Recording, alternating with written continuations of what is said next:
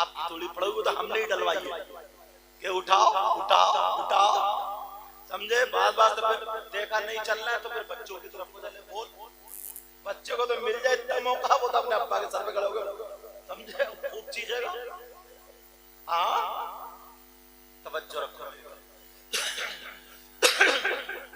غریب نواز کون ہے؟ اللہ 14 یا 13 پیڑھی میں حضرت امام حسین سے جا کے مل جاتے ہیں۔ ان کی بارگاہ میں جب یہ سنا کہ یہاں پہ دعائیں قبول ہوتی ہیں تو ایک نابینا چلا گیا، آنکھیں نہیں تھی، اٹھلا کے بولا غریب نواز آنکھیں دے دو نا، پھر اپنے کام میں لگ رہا ہے، کام کو رہنے لگا، غریب نواز آنکھیں دے دو، آنکھیں دے دو، آنکھیں دے دو، گھومتا رہا غریب نواز آنکھیں دے دو۔ جیسے تم مسجد میں کہہ رہا ہوں نا، امام صاحب کہہ رہے ہیں اللہم ربنا آتنا فی الدنیا حسنہ، اور تم پنکھے گن رہے ہو، پنکھے گنتے گنتے کہہ رہے ہیں فی الدنیا حسنہ، آمین، اب کود کے کہہ رہے ہیں آمین، کیا قبول ہوگی دعا؟ دل سے مانگو تبھی تو کچھ ملے گا۔ لڑائی جھگڑے کتنے کرا لو، لڑائی جھگڑے کتنے کرا لو، ارے ماشاءاللہ یہ کربلا شریف جا رہے، سبحان اللہ، 25 24 ہاں 25 نو آئے امام حسین پاک کی کربلا شریف، اللہ جہاں پہ نبی کے بچے شہید ہوئے، اس زمین کی قسمت ہے جہاں پہ نبی کے خاندان کے پاؤں لگے تھے۔ میں جب گیا نا، میں بھی گیا تھا کربلا شریف، میں نے کہا تھا حسین پاک بلا لو، دل سے مانگو، بلا لیا۔ اب جب میں گیا تو میں محرم میں تقریر میری سنی ہوگی تم نے موبائل میں، تو رو رو کرتا تھا، جب اسی جگہ پہ پہنچ گیا تو یار کسی کا دل چاہے گا کہ نہ روئے، دیکھو ابھی سننے میں کام کر رہے ہیں، بے فکر رہو بے فکر رہو، اب کے جلسے میں یہ پورے کاریگر بن جائیں گے انشاءاللہ، مگر بد دعائیں نہیں، کیونکہ یہ بھی ہمارے بھائی ہیں۔ حضور صلی اللہ علیہ وسلم کے لوگوں نے پتھر برسائے تھے، سمجھے؟ ہمارا کام، ہمارے خاندان کا یہ کام ہی نہیں کہ ہم بد دعائیں دیں، اللہ تعالیٰ ان کے مائک کو ٹھیک کر دے اور ان کو بھی ٹھیک کر دے، سمجھے؟ ان کو ٹھیک کرے تو رحمت دے کر کے ٹھیک کرے، سمجھے؟ اللہ تعالیٰ پر۔ اب سنو، تو انہوں نے میری تاریخ لی ہے، میں نے کہا تاریخ تو میری گھری ہوئی ہے، ہر دوئی میں تقریر کر کے انشاءاللہ تقریر کیا جاؤں گا، تقریر کرنے دعائیں گا، تو یار یہ کتنی خوش قسمت، بہت خوش قسمت ہے۔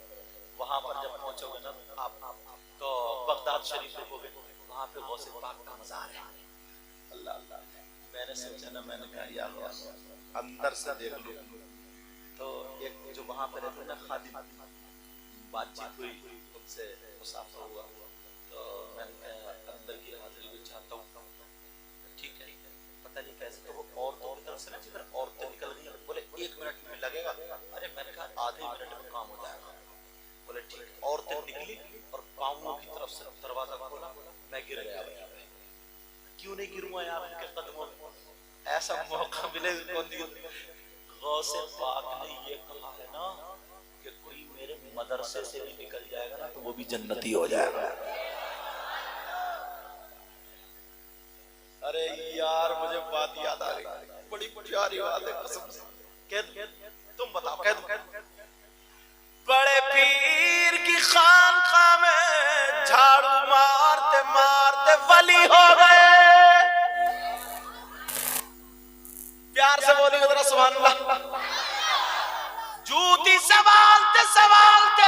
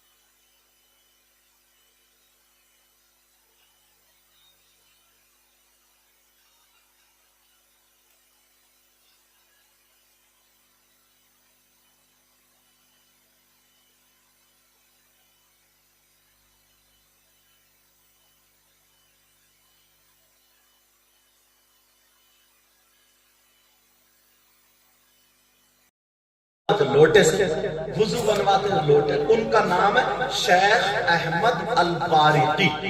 کیا نام ہے پیارے بولو؟ وہ غوث پاک کی اولاد میں سے نہیں تھے, خادم تھے, خادم کا مقام دکھا رہا ہوں. وہ لوٹے سے وضو بنواتے تھے, لوگ انہیں لوٹے والے بابا کہتے تھے. کیا کہتے تھے؟ اور ایک جو تھے جوتی سنبھالتے تھے, ان کو جوتی والے بابا بولتے تھے. تو جوتی والے بابا میں اور لوٹے والے بابا میں ایک دن گفتگو ہوئی. بولے یار اتنے دن ہو گئے ہمیں خانقاہ میں رہتے ہوئے, بڑے پیر کی بارگاہ میں کبھی کوئی آ جاتا ہے تو انہوں نے نظر ماری, کسی کو ولی بنا دیا, کسی کو ابدال بنا دیا, کسی کو قطب بنا دیا, کسی کو سالک بنا دیا, سمجھے یہ ساری چیزیں بنا دیا. اور ہمیں اتنے دن ہو گئے ابھی تک لوٹے سے ہمیں کچھ بھی نہیں بنایا. کسی سے کہا جاؤ 8 دن گھومو, کسی سے کہا 4 دن گھومو, دین کا کام کرو, ہم یہی پڑے. ایسا کرو اب کے کہیں سے پارٹی آتی ہے نا, ان کے ساتھ میں چپکے سے نکل چلو, گھوم کے آئیں گے. لوٹے والے بابا بولے گھوم کے آئیں گے. اتفاق سے دوسرے دن کہیں سے 2 لوگ خوبصورت چہرے والے آگے لمبے تھے. بڑے پیر نے ان سے کہا کہ جاؤ 8 دن کا سفر کرو, اس کے بعد تمہیں دین کا کام کرنا ہے. لوٹے والے بابا نے سن لیا, چپکے سے بعد میں ان کے پاس آئے, بولے السلام علیکم. بولے وعلیکم السلام. بولے 8 دن کے لیے جا رہا ہوں, میں بھی چلوں گا تمہارے ساتھ, گھوم کے آؤ. بولے میں بھی. بولے نہیں تمہارا جو کام کرو, پتہ نہیں تم کون ہو. بولے میں چلوں گا, جب زیادہ کر لے چلو نا. بولے ٹھیک ہے چلیے. اب جب دوسرے دن کو چل پڑے لوٹے والے بابا اور دونوں ولی جا رہے, ایک دن گزر گئے, ایک رات گزر گئی, چلتے چلتے 24 گھنٹے گزر گئے. وہ لوٹے والے بابا کو بھوک لگنے لگی, برداشت کرتے رہے. 24 گھنٹے کے جب ہو گئے تو کہنے لگے او اللہ والو کیا بھوکا ہی مارو گے. کیا کہنے لگے؟ وہ اللہ والو کھانا نہیں کھلاؤ گے کیا؟ بولے ہمارے ساتھ تو چل نہیں پڑے گا. بولے ایک قدم بھی نہیں بڑھاؤں گا. میں بڑے پیر کے یہاں صبح ناشتہ کرتا تھا اور 2 ٹائم کھانا کھاتا تھا, تم نے ابھی تک پوچھا بھوکا ہی مار دیا. کھانے کا انتظام کرو. بولے اچھا. ان دونوں اللہ والوں نے ہاتھ اٹھائے, ان دونوں میں سے ایک نے اور ایک اللہ کے ولی کا واسطہ دیا. دعا قبول ہو گئی, آسمان سے کھانے کا دسترخوان آ گیا. اب تینوں نے بیٹھ کے کھانا کھا لیا, اللہ کا شکر ادا کیا, پھر چل پڑے. چلتے پھر 24 گھنٹے ہو گئے. پھر یہ لوٹے والے بابا بول پڑے, ارے یار جب تک تم سے کہا نہیں جانا تم سنتے تھوڑی, تمہیں تو بھوک لگے, میرا لیور تو اچھا ہے. کہا مجھے تو بھوک لگ رہی, 24 گھنٹے کھانے کا انتظام کرو. دوسرے بزرگ نے جو ان میں سے تھے, انہوں نے دعا کی تو دسترخوان آ گیا, تینوں نے بیٹھ کے کھا لیا. اب جب تیسرا دن آیا, پھر 24 گھنٹے کے بعد بولے یار بھوک بہت لگ رہی ہے, تو انتظام کرو بھائی کھانے کا. تو وہ دونوں بولے سنو, پہلے دن انہوں نے دعا کی تو دسترخوان آ گیا, پھر میں نے دعا کی دسترخوان آ گیا, اب تمہاری باری ہے, تم دعا کرو. اب تو لوٹے والے پھنس گئے. بولے اب تو تمہاری باری ہے, تمہیں دعا کرنی ہے, تم دعا کرو. وہ کہنے لگے, دل میں سوچنے لگے, یار یہ تو ولی تھی, ان کی دعا تو کام کر رہی ہے, اور میں کیا کچھ بھی نہیں ہوں, میں کیسے کھانا منگاؤں گا. مگر چالاک بڑے تھے, چالاک بہت تھے. انہوں نے سوچا یار انہوں نے کسی ولی کا واسطہ دیا ہے, اس ولی کا نام تو یاد نہیں ہے, مگر چلو. اب دعا کرنے لگے, بولے یا اللہ, دل میں کہہ رہے جو اس بزرگ نے جس ولی کا واسطہ دیا, مولا تو جانتا, مجھے پتا نہیں ہے نام کا بھی.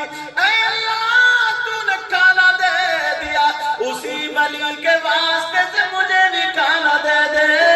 پھر ان کا نام لیا, اللہ یہ جو بزرگ ہیں انہوں نے دعا کی, جس ولی کا واسطہ دیا انہی کے واسطے سے کھانا دے دے.